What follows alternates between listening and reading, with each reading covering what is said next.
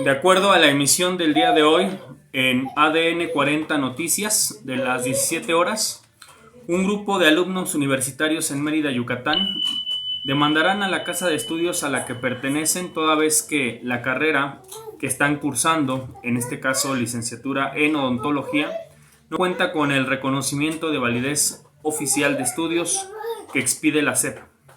Esto en medio, desde luego, en el regreso a clases por más de 24 millones de alumnos tan solo en el nivel básico, esto es preescolar, primaria y secundaria. Los alumnos entrevistados en este espacio noticioso, allá en Mérida, incluso indican que abrirán la vía legal o penal, de ser necesario, reclamando así la reparación de los daños, toda vez que luego de haber cursado ya varios trimestres de esta carrera, se dieron cuenta de que la institución universitaria a la que pertenecen simple y sencillamente no les podrá expedir título y o cédula profesional válidos, ya que no cuentan con el REBOE correspondiente. Es así que en medio de este regreso a clases, las polémicas en torno a estos temas educativos no paran. Por un lado, continúa la discusión a la entrega y uso de los libros de texto gratuitos, y por el otro, seguimos teniendo tristemente casos como este que se da en la ciudad de Mérida, Yucatán, en donde este grupo de odontólogos, futuros odontólogos, se da cuenta que no podrán serlo de seguir estudiando en esta institución educativa.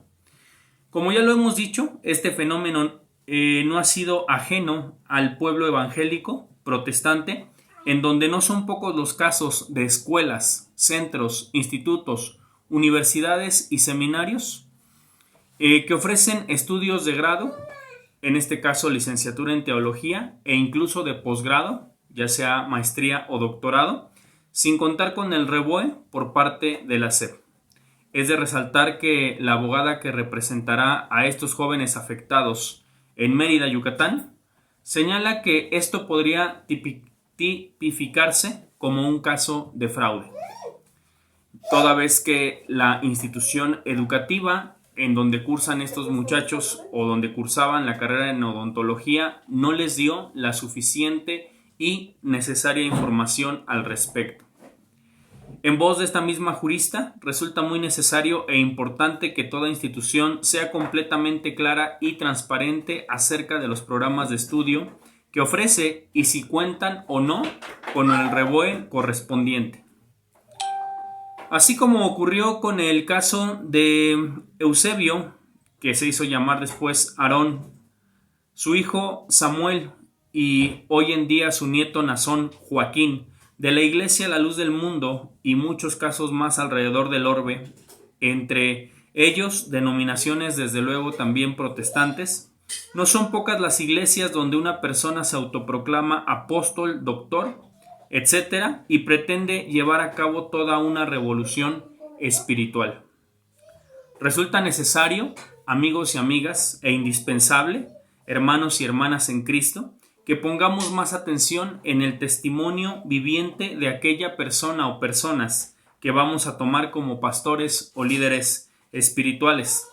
Máxime, si de por medio hay niños o niñas pequeños, en este caso, nuestros hijos, ya que no podemos confiar a cualquiera nuestra vida espiritual y sobre todo la integridad de nuestros infantes, antes que valorar el apostolado, el doctorado o la unción de una cierta persona, debemos atender a su testimonio.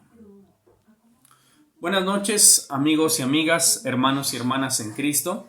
Sean todos ustedes y todas ustedes bienvenidos y bienvenidas a una emisión más, a una cápsula más de Jerusalén, el sonar del shofar.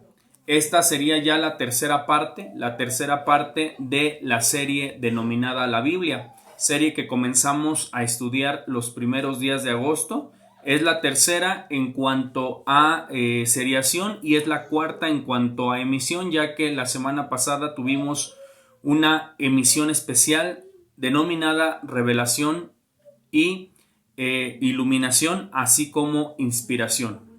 Es entonces ya en emisión sería la número 4 esta cápsula, y de hecho el próximo jueves 31 de agosto se termina el mes de agosto, se termina el mes de la Biblia, y estaremos también emitiendo nuestra quinta y última cápsula de esta serie, ya que la semana entrante, si Dios nos permite, ya en septiembre estaremos emitiendo y estaremos abordando un tema completamente diferente. Esperamos que todos y todas ustedes estén teniendo un excelente lunes, un buen inicio de semana. En el caso de mi esposa y un servidor, a mí el día de hoy me tocó descansar, o tomamos la decisión de tomar descanso el día el día de hoy lunes 28 de agosto de 2023. Toda vez que, gracias a Dios, Baruch Hashem, el día de ayer estuvimos compartiendo la palabra de Dios allá en la iglesia Casa de Dios Izipar, Los Reyes La Paz, la cual es pastoreada por nuestro gran amigo, compañero y consiervo, el pastor Daniel Espinosa, a quien enviamos un afectuoso y caluroso saludo. Amigos, si nos está viendo, Dios le bendice, y nuevamente gracias por toda la participación y todo el apoyo, sobre todo que nos ha brindado, no solamente el día de ayer, sino siempre, juntamente con su amada esposa. Amigos que nos estarán viendo de manera diferida en nuestra plataforma de YouTube, les pido de todo corazón, les pedimos que nos regalen un like, que se suscriban si todavía no lo han hecho a nuestro canal, que compartan, que comenten este video, y también los que ya tenemos en nuestra plataforma de YouTube, y a nuestros amigos que nos están siguiendo de manera completamente en vivo por medio de nuestra plataforma Facebook. Sean todos ustedes y todas ustedes bienvenidos y bienvenidas. Así es, pues el día de hoy precisamente regresaron a clases tan solo en el nivel básico, es decir, preescolar, primaria y secundaria, más de 24 estudiantes, más de 24 millones de estudiantes, niños y niñas, en lo que es el ancho y el largo de la República Mexicana. En el caso de el nivel medio superior y superior, es decir, preparatorias y universidades, la gran mayoría de alumnos ya estaban tomando clases incluso desde la semana pasada o antepasada. Y tenemos esta nota que ya cité en esta editorial, lo cual ocurrió y está ocurriendo en la ciudad de Mérida, Yucatán. Y como ya lo hemos dicho aquí en el sonar del shofar, amigos y amigas, resulta muy importante que podamos atender y que podamos ver con mayor seriedad y con mayor responsabilidad a los líderes, a las personas que estarán pastoreando nuestra alma, nuestra vida, porque precisamente de esta circunstancia van a depender muchísimas cosas, máxime si tenemos niños pequeños, y todo esto se encuentra aunado al hecho de que gran cantidad de institutos y universidades en México otorgan el ya famoso y bien ponderado título en teología. Sin embargo, como ya lo dijimos, para que realmente un título profesional tenga validez, debe de ser expedido por la Secretaría de Educación Pública a través de la Dirección General de Profesiones. Es muy importante apuntarlo y señalarlo, ya que por este hecho,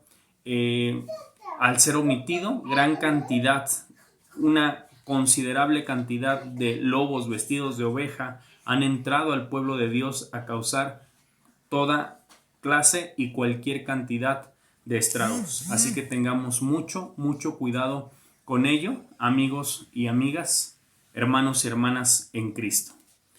En esta entrega nos dispondremos a estudiar el canon del Nuevo Testamento. De igual manera, vamos a revisar el texto recibido y el texto crítico, que han sido la base para la gran mayoría, o más bien todas, las traducciones de la Biblia al español. De igual manera, vamos a echar un vistazo a lo que es precisamente algunas versiones y traducciones. Como lo mencionamos en la primera entrega de esta serie, amigos y amigas, todos los que están conectando en nuestra plataforma de Facebook, sean bienvenidos y sean bienvenidas. Hay o existen tantas citas del Antiguo Testamento en el Nuevo que es posible reconstruir prácticamente en su totalidad a partir de dichas citas. Pero, ¿qué es lo que estaría pasando o cómo podríamos certificar y validar la autenticidad del Nuevo Testamento? En la primera entrega que transmitimos hace 3 semanas, hablamos precisamente acerca de las pruebas internas de lo que es la Biblia. Y hoy, como estamos estudiando de manera muy específica el Nuevo Testamento, vamos a agregar una prueba más, vamos a agregar un método más para certificar la veracidad, del Nuevo Testamento. Y esto se conoce como la regla de la cadena o la regla de los 3 eslabones. Y es una regla, amigos y amigas, que no solamente se utiliza en teología, es aplicada en lógica filosófica y es aplicada también en matemáticas. De hecho, recuerdo que tanto Baruch Hashem en mis cursos de preparatoria y también de universidad ocupábamos la regla de la cadena para hacer métodos de integración en cálculo integral y en cálculo diferencial. La regla de la cadena nos dice que si P, voy a citarla de manera formal, la regla de la cadena nos indica que si P implica Q y Q implica R, entonces P va a implicar de manera directa a R. ¿Qué significa esto? ¿Qué significa esto y cómo podemos probar la veracidad de las escrituras? Por medio de la regla de la cadena. Es relativamente sencillo. Vamos a partir del hecho de que Jesús hizo varias referencias a las Sagradas Escrituras. Nuestro hermoso Señor Yahshua HaMashiach hizo varias referencias a las Sagradas Escrituras en su ministerio terrenal aquí, cuando vino precisamente a la tierra. Durante esos 3 años y medio que estuvo ministrando, hizo varias referencias y vamos directamente a algunas de ellas. Vamos a ver qué dice Mateo capítulo 5, versos 17 al 18. Mateo capítulo 5, versos del 17 al 18. Y dice la palabra del Señor así. Mateo 5, versos del 17 al 18, dice lo siguiente. Dice así, Mateo 5, 17 y 18, dice la palabra del Señor. No crean que he venido a suprimir la ley o los profetas. He venido no para deshacer, sino para traer lo definitivo. En verdad les digo, mientras dure el cielo y la tierra, no pasará una letra o una coma de la ley hasta que todo se realice. Qué importante y qué hermoso es esto. Jesucristo está diciendo que no va a pasar una coma o una tilde de la ley hasta que todo se haya cumplido. Aquí Jesús está haciendo referencia a la palabra de Dios, al Antiguo Testamento. Desde luego, vamos a ver ahora qué dice Juan 10:35, Evangelio según San Juan, capítulo 10, verso 35, la bendita palabra de Dios dice lo siguiente.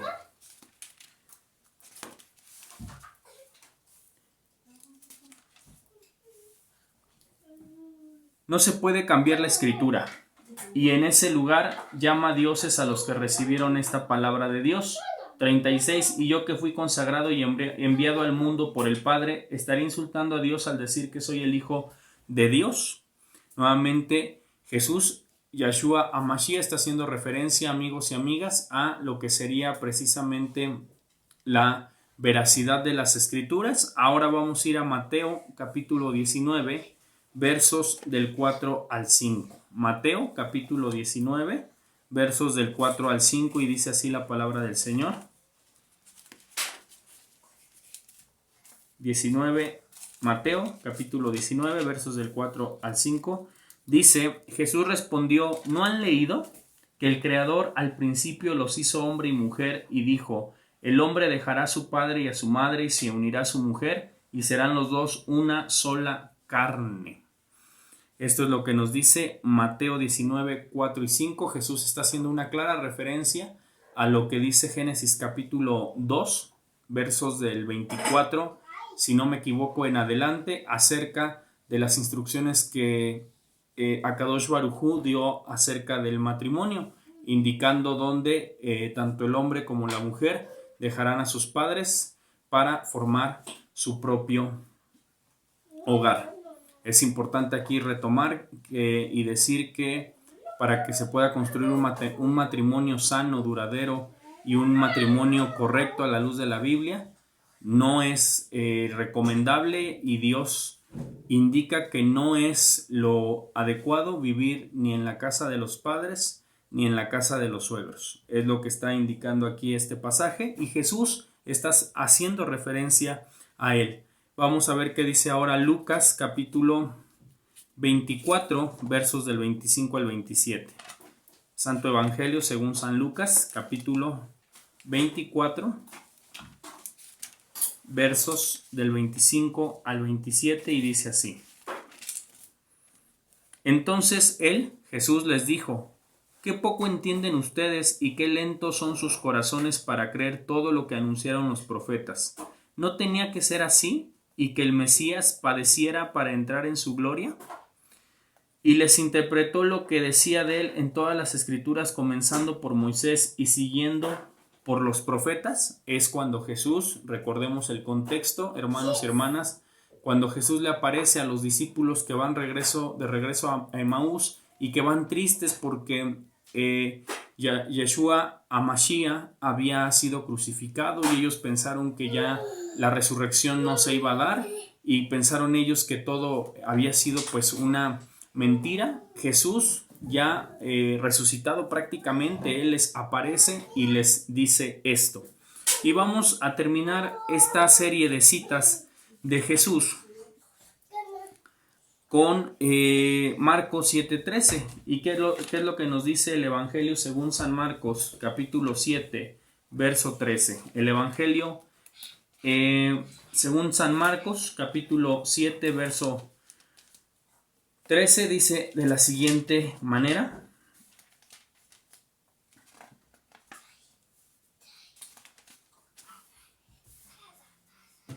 De este modo anulan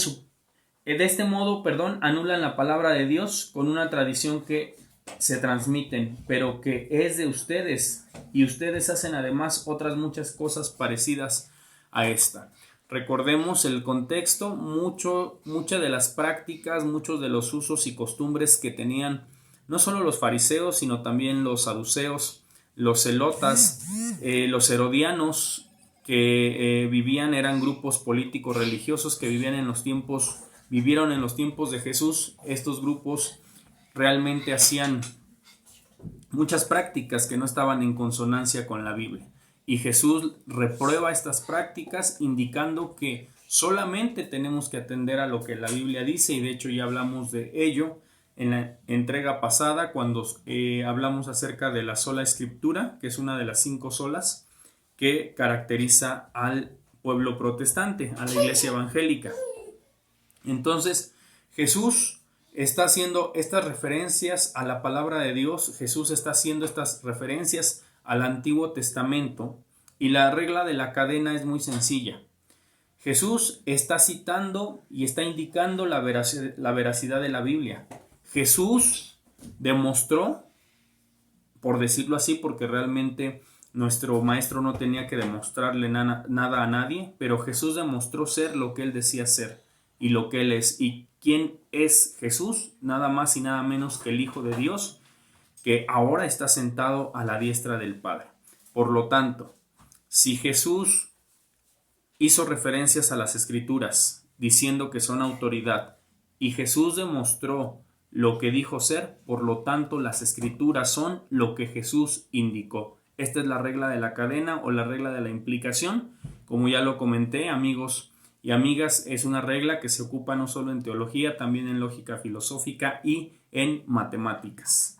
Por lo tanto, las escrituras sagradas son válidas, son suficientes, son inerrantes, son plenarias, son inspiración verbal, como ya lo dijimos en entregas anteriores.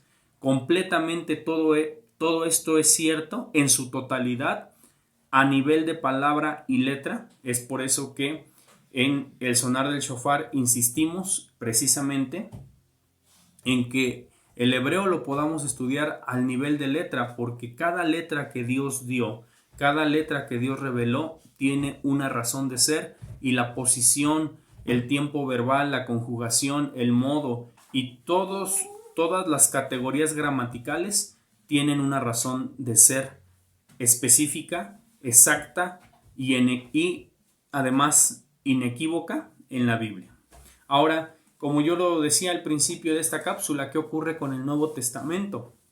El Nuevo Testamento también puede ser probado en sí mismo en cuanto a lo que es su veracidad. Y aquí prácticamente solo estoy recordando lo que dije en la primera entrega, en donde esto lo desarrollamos de una mayor y de una manera más profunda. El Nuevo Testamento fue escrito precisamente por los apóstoles de nuestro Señor Jesucristo, o bien discípulos directos de ellos, que en todo caso fueron testigos oculares y testigos documentales de lo que ocurrió en los primeros años del primer siglo de la era común o de la era cristiana. Entre ellos, desde luego, tenemos a Pablo, tenemos al médico Lucas, tenemos a Juan, tenemos a Pedro, tenemos a Marcos, que fue discípulo de Pedro, tenemos a Mateo Leví, que fue uno de los discípulos de Jesús y que, dicho sea de paso, era cobrador de impuestos, era publicano y fue levantado del banquillo de los impuestos para seguir y servir a Jesús. De hecho, el mayor porcentaje del Nuevo Testamento se le atribuye no a Pablo, sino a Lucas. El Evangelio de Lucas y Hechos de los Apóstoles son los libros más largos, más grandes en cuanto a lo que es extensión en la Biblia. Lucas es el escritor más copioso del Nuevo Testamento. Y estos testigos oculares, estos testigos documentales, y no solo esto, sino seguidores, discípulos directos del Maestro, fueron quienes escribieron el Nuevo Testamento, y eso da fe y eso da veracidad de precisamente que el Nuevo Testamento es palabra de Dios. Vamos a ver qué dice Primera Carta a los Corintios, capítulo 15, verso 6. Primera Carta a los Corintios, capítulo 15, verso 6, dice lo siguiente. Dice de la siguiente manera: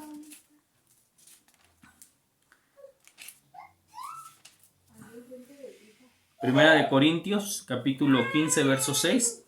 Después se dejó ver por más de 500 hermanos juntos, algunos de los cuales ya han entrado en el descanso, pero la mayoría de ellos vive todavía. Aquí está hablando el apóstol Pablo, que a la sazón, cuando escribe esto, algunos de los testigos oculares que vieron precisamente la resurrección y la ascensión de Jesús al cielo, algunos ya habían muerto a la sazón y otros seguían con vida. Es decir, tan solo por el testimonio de esta gran cantidad de personas es más que válido la veracidad, es más que válida la veracidad, la autenticidad del Nuevo Testamento.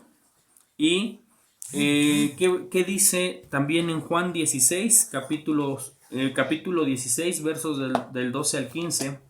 Evangelio de Juan, capítulo 16, versos del 12 al 15, dice así: Aún tengo muchas cosas que decirles, pero es demasiado para ustedes por ahora.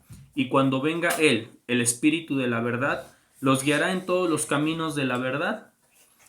Él no viene con un mensaje propio, sino que les dirá lo que escuchó y les anunciará lo que ha de venir.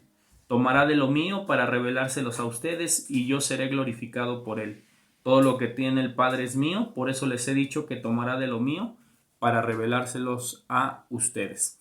Además, es importante comentar que en este pasaje que acabamos de leer, hermanos y hermanas, amigos y amigas, vemos de manera clara y explícita la Trinidad: el Padre, el Hijo y el Espíritu Santo.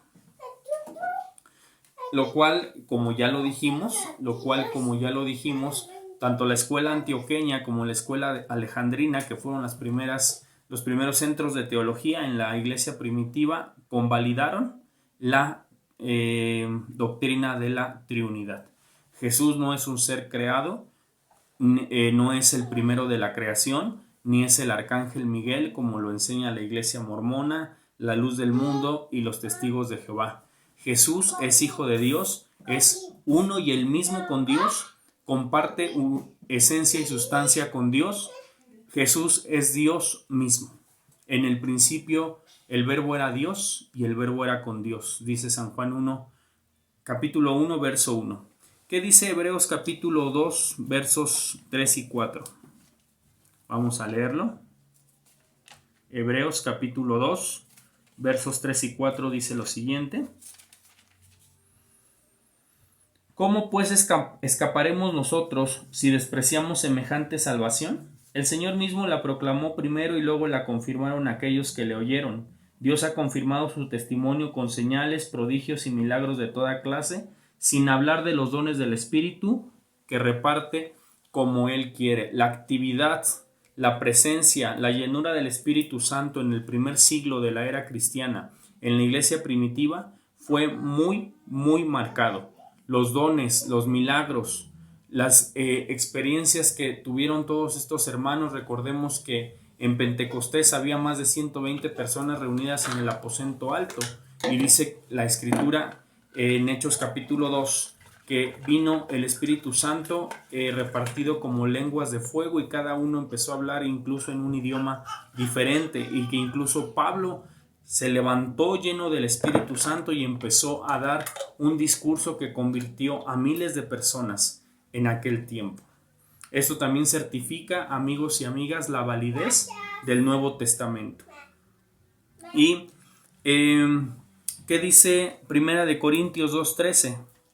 ¿Qué dice Primera de Corintios 2:13? Dice lo siguiente. Hablamos pues de esto no con los términos de la sabiduría humana, sino con los que nos enseña el Espíritu, expresando realidades espirituales para quienes son espirituales. El Espíritu Santo es el sello mismo, es las arras, como dice en otra parte de la Escritura, del Nuevo Testamento. La veracidad del Nuevo Testamento es confirmada por el propio Espíritu Santo de Dios. De hecho, en 1 de Timoteo 5, Pablo cita a Lucas 10. Esto significa que muchos de los escritos del Nuevo Testamento empezaron a circular muy temprano, en tiempos muy tempranos del primer siglo de la era cristiana.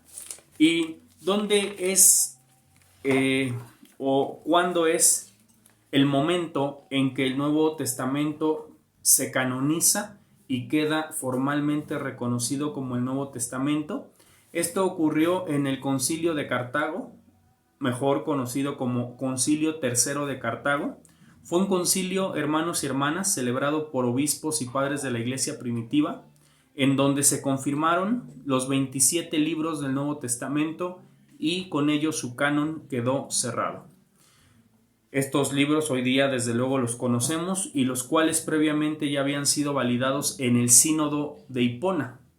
El Concilio de Cartago se celebró en el año 397 después de Cristo. Recordemos que el Antiguo Testamento quedó canonizado en el Concilio de Jabne en hebreo, hacia el año 90 de la era cristiana. Y 300 años después, el Nuevo Testamento queda canonizado en el Concilio de Cartago. No está por demás decir, y me gustaría remitirlos a la segunda entrega de esta serie, en donde hablo acerca del Concilio de Jabne, o Jabne en hebreo. No hay suficiente prueba histórica, hermanos y hermanas, amigos y amigas, de que realmente ese concilio haya existido.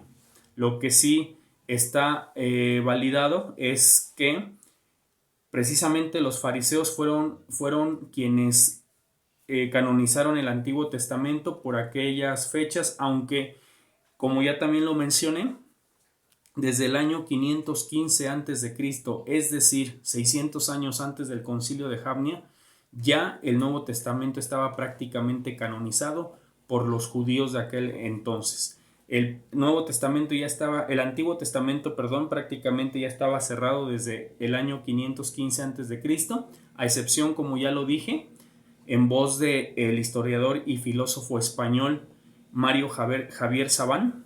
Él dice que solamente faltó el Shir Hashirim, o Cantar de los Cantares, en este canon. Los otros 38 libros del Antiguo Testamento ya habían sido canonizados 600 años antes de Yavne.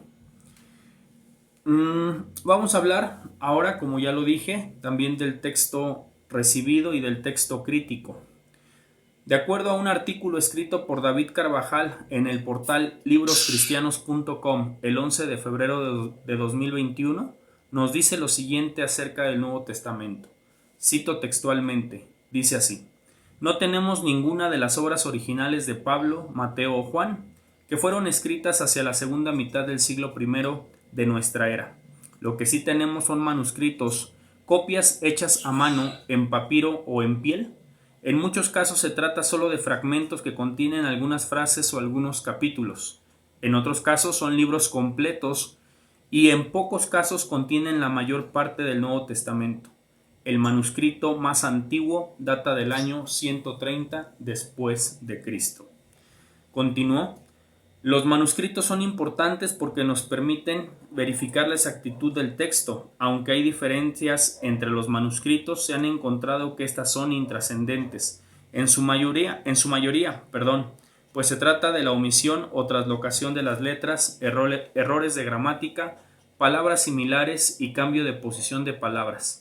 Varios estudiosos señalan que solo se cuestiona el 1% del Nuevo Testamento, pero que ninguna de esas partes cuestionables afecta a la doctrina o las doctrinas esenciales del cristianismo. Termino aquí la cita y como lo acabamos de leer, amigos y amigas, solamente el 1% del Nuevo Testamento estaría en todo caso en discusión. Y estaría en discusión no porque la palabra tenga errores, porque la Biblia tenga errores. La Biblia es inerrante, ya lo dijimos. No porque la Biblia no sea suficiente, es suficiente y es plenaria, ya lo dijimos. No porque la Biblia no sea inspirada en su totalidad, la Biblia es inspirada en su totalidad, ya lo dijimos. Los errores se deben básicamente a que no hay manuscritos con la suficiente antigüedad como para validar, digámoslo así, los textos 100% originales. Sin embargo, los estudiosos indican, entre ellos F. Bruce, que es considerado una autoridad en la teología protestante, que solamente el 1%, escúcheme bien, el 1% del Nuevo Testamento entrará en discusión. Y ese 1% no afectaría para nada a las doctrinas esenciales del protestantismo, como ya lo dijimos, las 5 solas. Además de los manuscritos bíblicos, contamos con los escritos de los llamados padres de la Iglesia. Los obispos y líderes de los 3 o 4 primeros siglos, ellos citan tanto las escrituras del Antiguo Testamento en sus obras, que prácticamente se podría reconstruir todo el Nuevo Testamento a partir de dichas citas.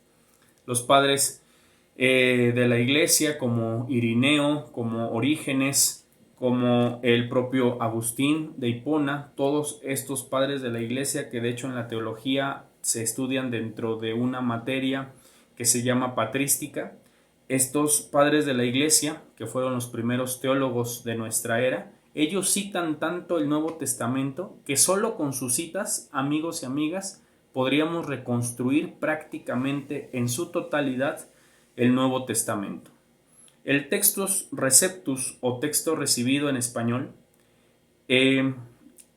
¿cómo lo obtuvimos? La mayoría de las traducciones antiguas, de acuerdo al Nuevo Diccionario Bíblico Ilustrado de Santiago Esquine y Samuel Vila, cito nuevamente textualmente, dice así: la mayoría de las traducciones antiguas del Nuevo Testamento están basadas en lo que se conoce como el texto bizantino de origen antioqueño, cuyos manuscritos fueron después la base del que ahora se conoce como el texto recibido.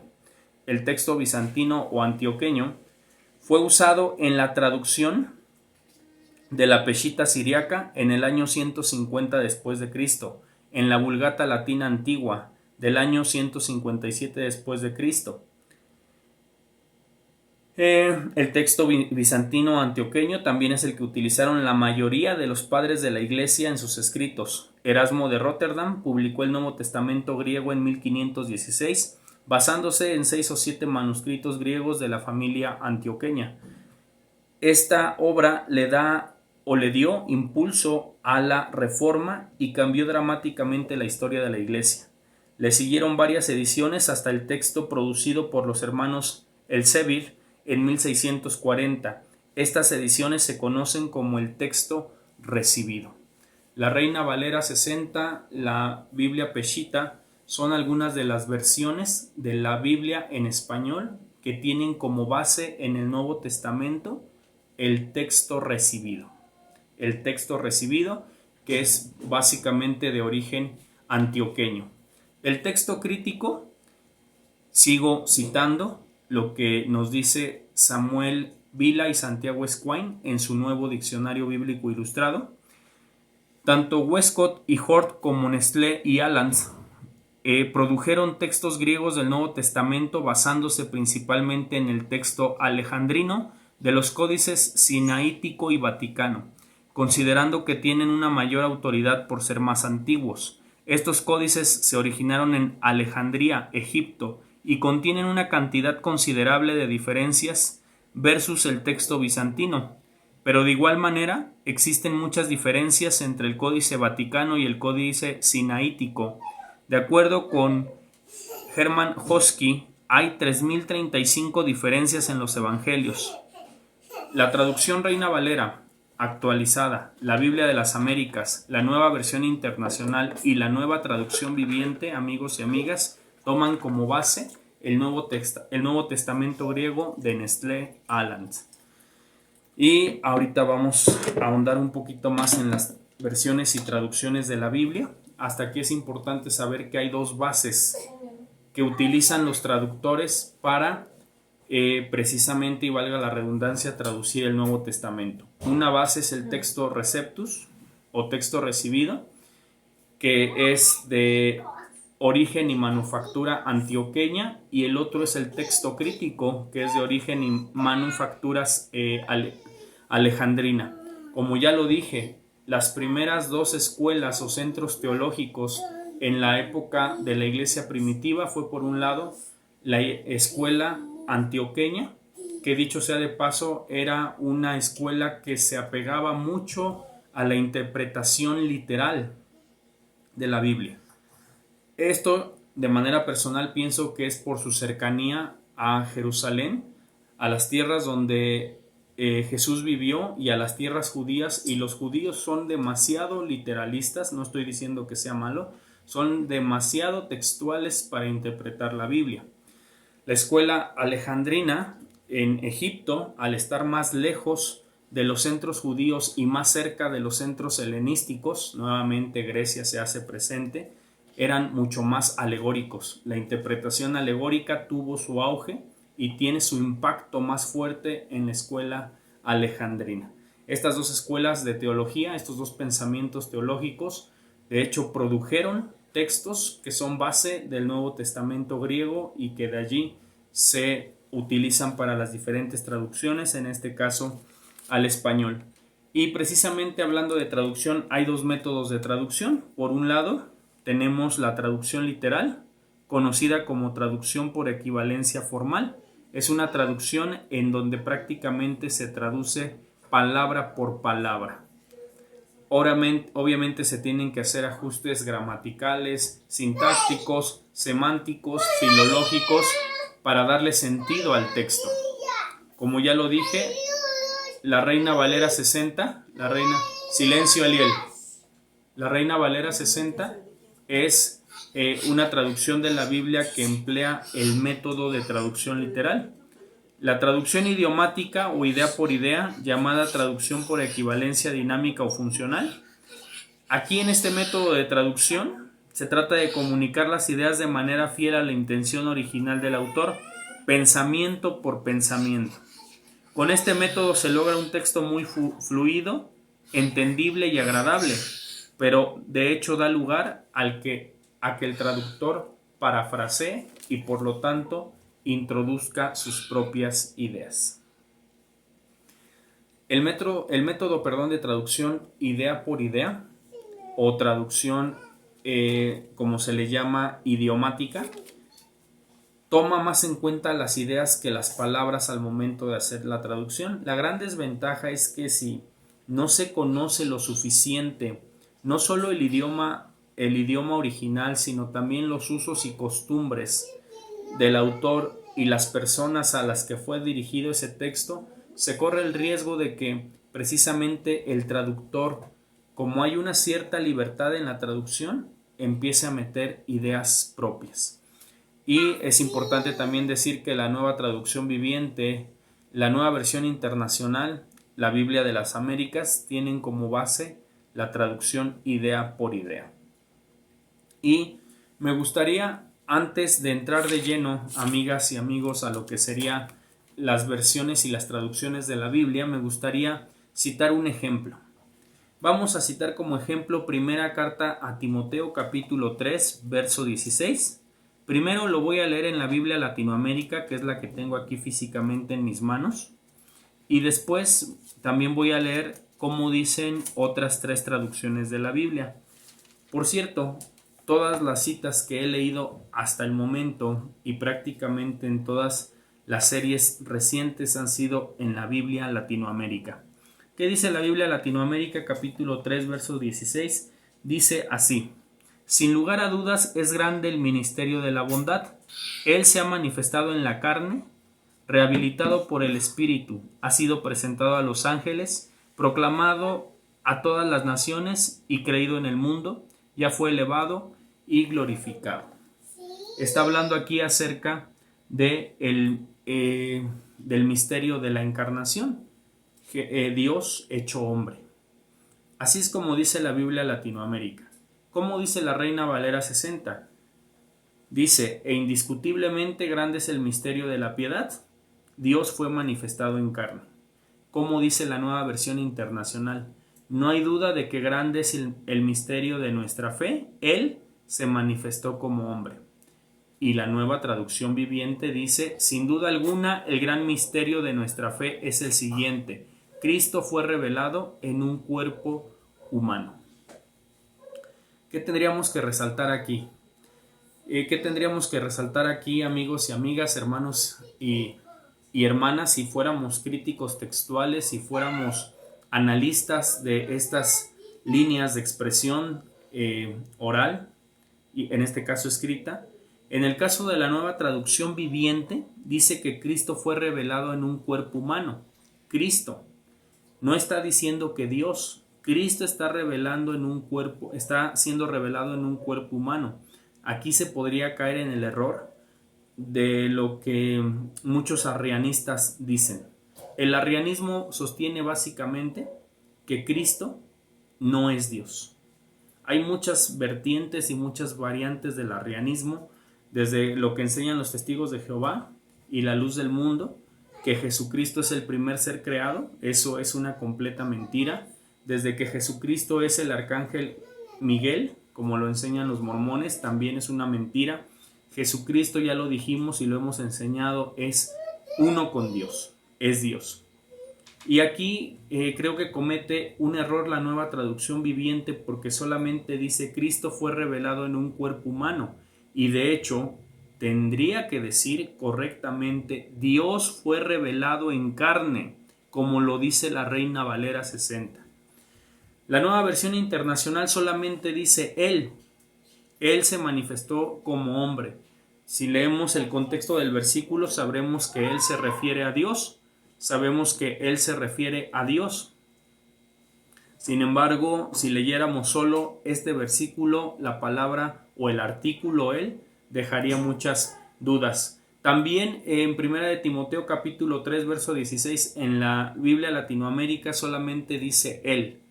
Y ese artículo Él deja lugar a muchas dudas, porque no sabemos Él quién es. Obviamente, si leemos el versículo 15, que es el versículo anterior, sabríamos que se trata de Dios. Sin embargo, el texto así solito, así pelón, valga la expresión, tiene o da lugar a muchas dudas. En ese punto, la mejor traducción en este caso la está realizando la Reina Valera 60. Sin embargo, tanto la Biblia Latinoamérica, que es la que tengo aquí en físico, como la cita que estoy haciendo de la Nueva Versión Internacional, siguen respetando la deidad de Jesús al decir Él, refiriéndose a Dios. Obviamente hay que tener en cuenta el contexto, lo cual es importante, hermanos y hermanas, porque como dice un pastor, el pastor con el que nací, que ya está viendo la gloria de Dios, Samuel Presa Zacarías, él decía que un texto sacado de contexto es puro pretexto. Y es cierto, los textos se tienen que interpretar a la luz de su contexto para poder hacer una exégesis y una interpretación adecuada de la Sagrada Escritura. Y bien, así llego a la parte final y creo que voy excelente con el tiempo. Estoy sobre el minuto 45. Me restan 11 ya que quiero ser completamente respetuoso de los 56 minutos que hemos establecido desde el inicio de todas estas series como tiempo límite para cada cápsula. Versiones y traducciones. Me gustaría hablarles un poco, amigos y amigas, hermanos y hermanas, acerca de las versiones y traducciones de la Biblia que un servidor, que yo mismo he tenido la oportunidad de leer, revisar, estudiar e incluso comparar unas con otras. Estas son, por supuesto, la Reina Valera 60. También he tenido la oportunidad de estudiar la Biblia de las Américas, la Biblia Dios habla hoy, la Nueva Versión Internacional, la Nueva Traducción Viviente, la Biblia Peshitta, la Biblia en lenguaje sencillo y en días recientes, como ustedes sabrán, la Biblia Latinoamérica. Antes de comenzar a abordar de una forma más académica estas versiones, es muy importante decir que me gustaría compartir mis experiencias personales con estas traducciones y versiones de la Biblia para con todos y todas ustedes.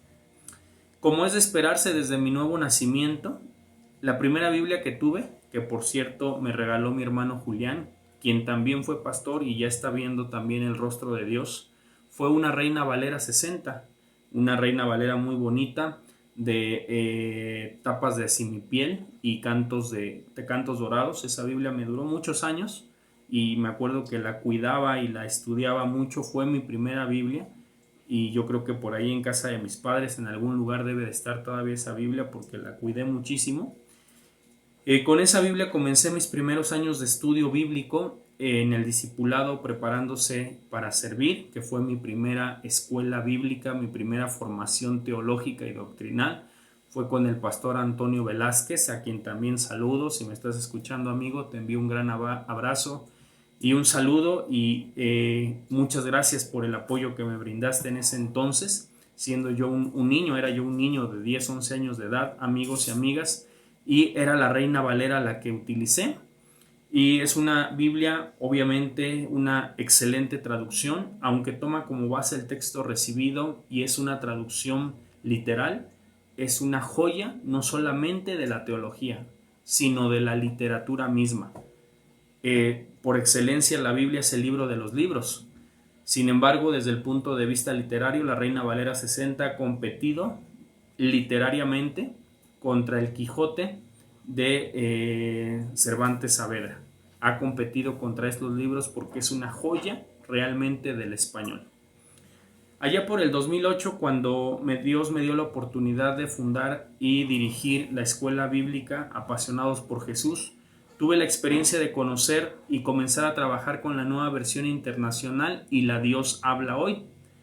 Tocante a la Nueva Versión Internacional, realmente no me gustó, amigos y amigas, hermanos y hermanas, y no me gustó porque en algunos pasajes incorporaba muchísimas notas al margen y muchas lecturas alternativas, lo cual hacía prácticamente engorroso su estudio, la Nueva Versión Internacional.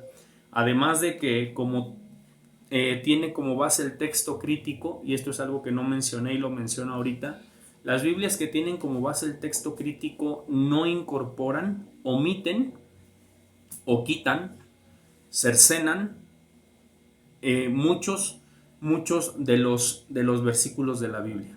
Por lo menos unos 20 versículos de la Biblia no aparecen en las Biblias que tienen como base el texto, el Nuevo Testamento de Nestlé y Alan, es decir, el texto crítico.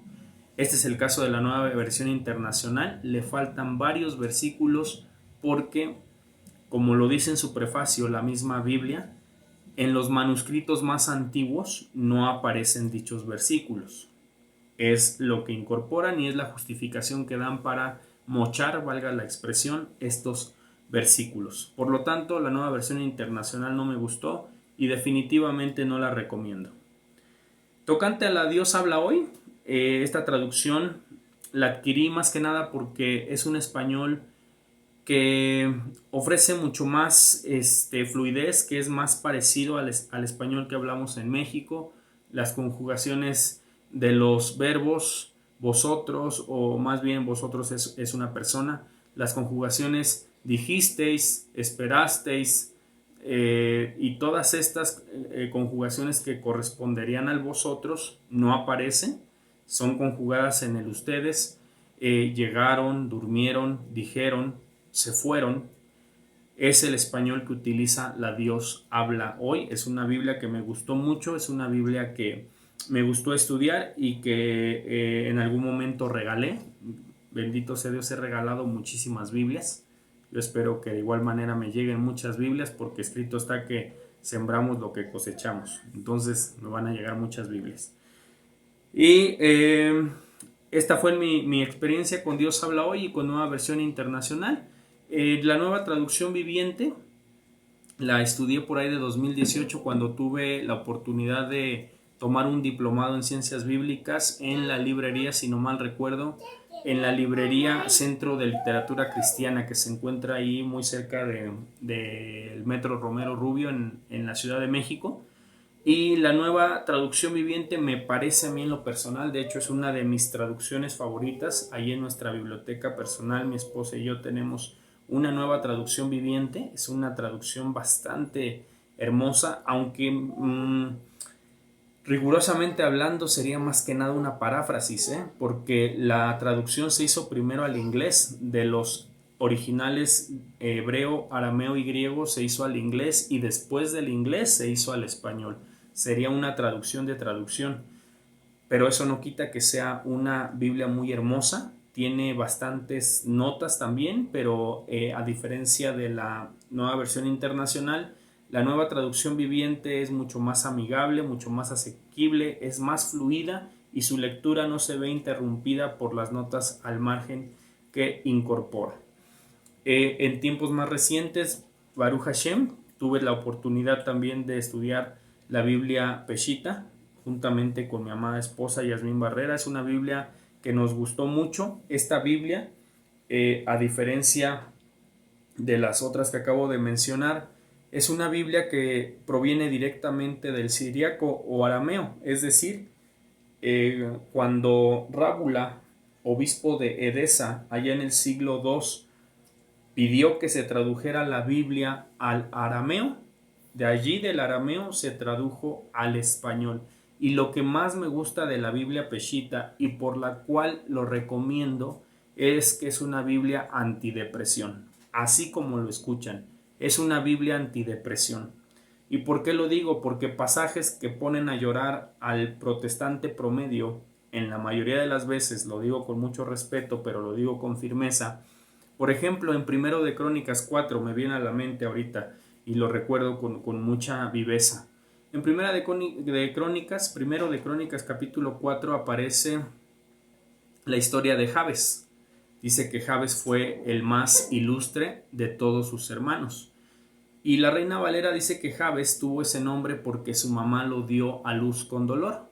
En pocas palabras, y para darme a entender, Jabes fue un desgraciado, valga la expresión, en la Reina Valera.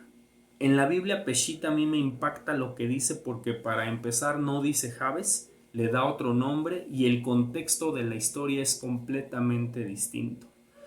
Se nota a leguas que la Biblia Peshita tiene un contexto semita, tiene un contexto judío muy fuerte. ¿Y por qué lo digo?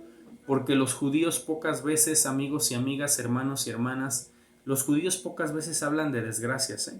Yo creo que por eso son una cultura y una nación tan bendecida, porque los Los judíos pocas veces hablan de pobreza, pocas veces hablan de muerte, pocas veces hablan de asesinatos. De hecho, la halajá, que es la ley judía para actos y comportamientos, prohíbe que se toquen este tipo de temas. Y la Biblia Peshita hereda estas características, por lo que a mí en lo personal me gusta mucho, sin dejar de mencionar que la edición que tuvimos mi esposa y un servidor incorporaba muchísimas notas al principio explicativas, incorporaba muchas tablas, un diccionario bastante interesante, las 22 letras del alefato arameo, que se corresponden con las 22 letras del alefato hebreo, son las mismas. Bastante buena, también la recomiendo. La Biblia Peshita, la que nosotros tenemos es del sello editorial Holman Publishers, se la recomendamos ampliamente. La Biblia en lenguaje sencillo fue una Biblia que tuve la oportunidad de conocer también desde niño, porque de hecho también tuve en mi niñez una que se llamó Mi Primera Biblia, que es una Biblia en lenguaje sencillo, y como su nombre lo indica es un español bastante asequible para un infante. Sin embargo, eso a veces roba un poquito de lo que sería rigor teológico, rigor histórico en la interpretación de la Biblia. Y en días recientes estoy utilizando la Biblia Latinoamérica, que es una traducción ecuménica, es decir, no es 100% de manufactura protestante. De hecho, quien tradujo esta Biblia fue Ramón Ricciardi y Bernardo Harault, que fueron dos curas franceses radicados en Chile en la década de los 40 del siglo pasado, y que precisamente es una Biblia que caería dentro de la teología de la liberación. No me gusta mucho ese término, pero es el que se ocupa. Y la teología de la liberación, como su nombre lo indica, hermanos y hermanas, como ustedes sabrán, es una teología que apuesta por el desarrollo, por el progreso, por derribar la pobreza, por derribar la enfermedad, por derribar las trabas y los males sociales que aquejan a los cristianos y al cristianismo, sobre todo en Latinoamérica.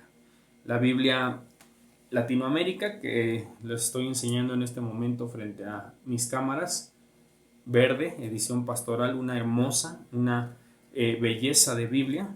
Es la Biblia Latinoamérica, vale la pena que ustedes la puedan leer. Tiene los 7 libros deuterocanónicos, de los cuales voy a hablar el próximo jueves, este jueves que viene, pasado mañana, jueves 31 de agosto, y con eso cerraremos esta serie. Voy a hablar, si Dios permite, Besdat Hashem, de los libros deuterocanónicos y de los rollos del Mar Muerto. Y con eso estaremos cerrando la serie La Biblia, que gracias a Dios alcanzamos todos los puntos que nos propusimos en un principio, ya que la Biblia ocupa 1 o 2 semestres dentro de las carreras de licenciatura en teología en cualquier universidad. Gracias a Dios nosotros en cinco entregas logramos abarcar los puntos más importantes de este sagrado libro. La Biblia Latinoamérica yo la recomendaría porque además de las abundantes notas y comentarios que contiene casi versículo por versículo, es una Biblia hecha por y para latinoamericanos. Y aunque no coincido para nada con la doctrina de la prosperidad, que es una herejía, sí estoy de acuerdo con muchos puntos de la teología de la liberación. Estoy de acuerdo que ser cristiano no es ser igual a ser pobre. No estoy de acuerdo en que entre más pobre más santo. No estoy de acuerdo en que el pueblo de Dios tenga que vivir oprimido. No estoy de acuerdo en el machismo. No estoy de acuerdo en el matriarcado. Y no estoy de acuerdo en muchísimos de los puntos que expone la teología de la liberación, que de igual manera, si Dios permite, en alguna cápsula dedicaré los 56 minutos completos para hablar acerca de esta teología contemporánea. Y bien, amigos, pues estas son las traducciones de la Biblia que he tenido la oportunidad de conocer, de revisar. Recomendación: en el texto recibido yo les sugiero que estudien la Reina Valera de 1960, específicamente la de 1960. La de 1909 no, porque es un español muy arcaico que en algunos puntos no se entiende. Es como si estuviéramos leyendo el Quijote de Cervantes en su edición original. Hay cosas que no entenderíamos. y tampoco les recomiendo ni la Reina Valera 95 ni la Reina Valera actualizada, porque creo que ya pierden cierto rigor literario. Les recomiendo la Reina Valera como tal, la 60, que como se dice es la reina de las traducciones. Y en lo que sería el texto crítico, les recomendamos ampliamente la Biblia de las Américas. No es la Biblia Latinoamérica, aunque se parezca, el nombre no es la misma. La Biblia de las Américas es 100% de manufactura evangélica o protestante, y de hecho hay una edición que se conoce como la Biblia de la Reforma, cuyo editor principal es nada más y nada menos que el pastor R.C. Sproul, un gigante de la teología. Entonces esa es la que les recomendamos. Las otras versiones, la Peshitta, la Nueva Traducción Viviente, también valen la pena ser revisadas. Y si ustedes ya consideran tener una cierta estatura espiritual y una madurez en el Evangelio, pueden entrarle a las otras traducciones también. Obviamente descartamos por completo la traducción del Nuevo Mundo de los Testigos de Jehová, que es una antibiblia, para decirlo en términos prontos. Fuera de esa, todas las demás Biblias vale la pena revisar, siempre y cuando no perdamos de vista las 5 solas que dan fuerza, dan vida y dan rigor a nuestra creencia como cristianos evangélicos. Bien, pues hasta aquí es esta cápsula, ya estoy sobre la hora y 1 minuto. Les deseo un excelente inicio de semana. Shabbat Shalom, bendiciones para todos. Hasta la próxima.